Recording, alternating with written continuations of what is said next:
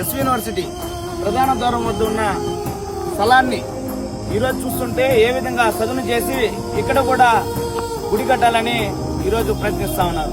మేము ఒకటే చెప్తున్నాం, కొన్ని వందల సంవత్సరాల నుంచి ఉన్న ఆడిటోరియం ఏదైతే ఓపెన్ ఆడిటోరియం దాన్ని ఈరోజు అన్యక్రాంతం చేసి ఈరోజు దాన్ని పూర్తిగా ఆ ఆడిటోరియానికి అసలు ఎటువంటి దారి లేకుండా కూడా చేసే ప్రయత్నం చేస్తా ఉన్నారు. మేము ఒకటే అడుగుతున్నాం, ఏదైతే గుడి కట్టారో అంతవరకే బాగుంది, మళ్ళీ ఇక్కడ కూడా ఈ యొక్క ప్లేస్ ను కూడా ఆక్రమించి కట్టాలంటే ఇది ఎంతవరకు సమంజసం అని చెప్పి ఈ రోజు వీసీ గారిని అడుగుతున్నాం.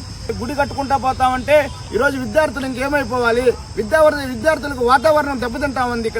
ఇక్కడ అనేక మంది ఔటర్లు వచ్చి రోడ్ల పైన బండ్లు పెడుతున్నారు, అన్ని విధాలుగా ఇబ్బంది పడుతున్నారు, అనేక యాక్సిడెంట్లు అవుతున్నాయి. వీసీ గారు తక్షణమే దీని మీద స్పందించాలి. మేము ఒకటే చెప్తున్నాం, ఇప్పుడు ఉన్న గుడి వరకే చాలు విద్యార్థులకి.